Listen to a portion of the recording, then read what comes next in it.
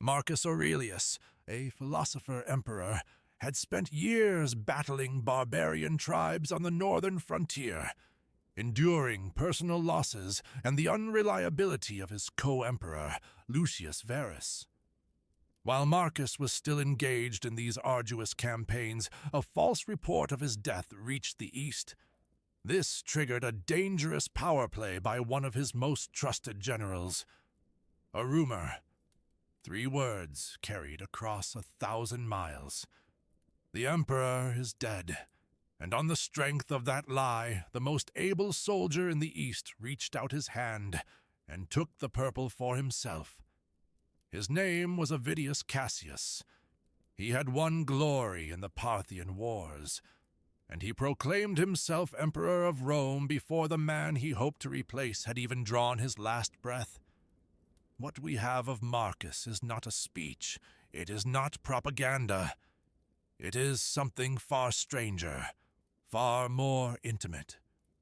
A private notebook he kept for no eyes but his own, written, quite literally, in a tent before the face of the enemy. He never meant for you to read it. He set down his deepest reflections only to steady his own soul against the burden of duty. This is not a history lesson. This is his private diary. The settlement might have held. I had beaten back the tribes. I was sick and tired, and I wanted only peace. Then word comes from the east. Avidius Cassius, my governor, my finest captain. He has heard I am dead, and he has named himself emperor. Civil war, the horror I dreaded above all others. Roman against Roman, my own men against his. I patch up a peace with the tribes. Quickly, badly perhaps. It does not matter. I must turn south. I must face this new peril. But hear me. I do not hate him. I praise the man. Cassius is able. Cassius is brave. My one wish, my heartfelt wish, is that he does himself no harm before I reach him, that I might pardon him, freely, with my own mouth. But the truth runs faster than I do. Word reaches the east. The emperor lives. Marcus is not dead, and his followers fall away from him like leaves. One night, his own men come for him. He is struck down before I ever cross his path. I go east still, and there his murderers come to me. They carry a thing wrapped in cloth. They are proud. They think they bring me a gift. The head of Cassius. I will not look at it. I will not take it. I will not even let these men into my presence. Get them away from me. And on this journey, I lose her, Faustina, my wife, the mother of my children. Gone. They whisper she conspired with him, that she egged him on. I do not believe it. I never felt one breath of suspicion. I loved her, that is all. So I write. Not of vengeance, of how a man must live. The best kind of revenge, I tell my soul, is not to become like the man who wronged you. Listen closely, for this is the heart of the Stoic creed he lived by. The philosophy, born under a painted colonnade in Athens, the Stoa, that gave the Stoics their name. There are things in my power and things that are not. My health, my wealth, my honor, these are not mine to command. But my desire, my opinion, my anger, these the will can rule. So I rule them. As providence rules the whole universe, so virtue must rule the man. Does any man offend me? It is against himself that he offends. Why should it trouble me?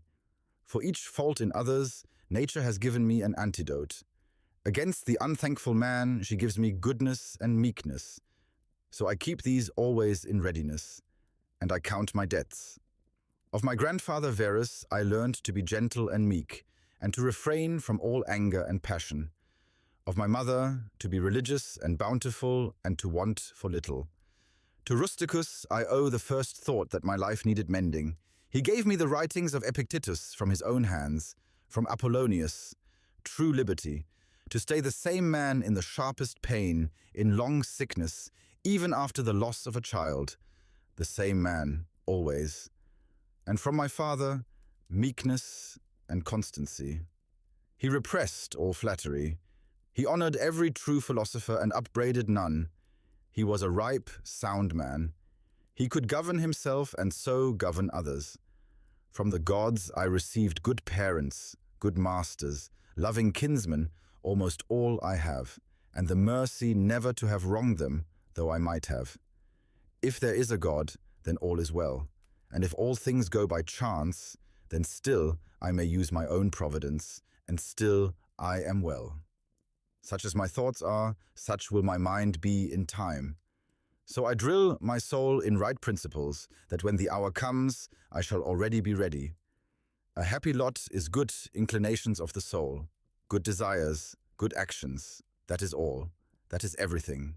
He celebrated his triumph in the year 176, and then, almost at once, he turned north again and took up the burden of war one final time. His campaigns succeeded, but the years had spent a body that was never strong.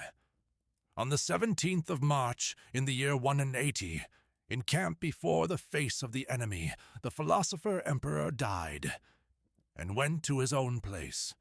Only one son outlived him, the weak and worthless Commodus, who undid the work of a dozen campaigns with one hasty peace, and ruled 12 years as a tyrant. The good man's labor passed to cruel hands, but the notebook survived. The private thoughts he never meant for us. They remain, more alive than any empire he defended. There are more voices in the archive waiting to be read.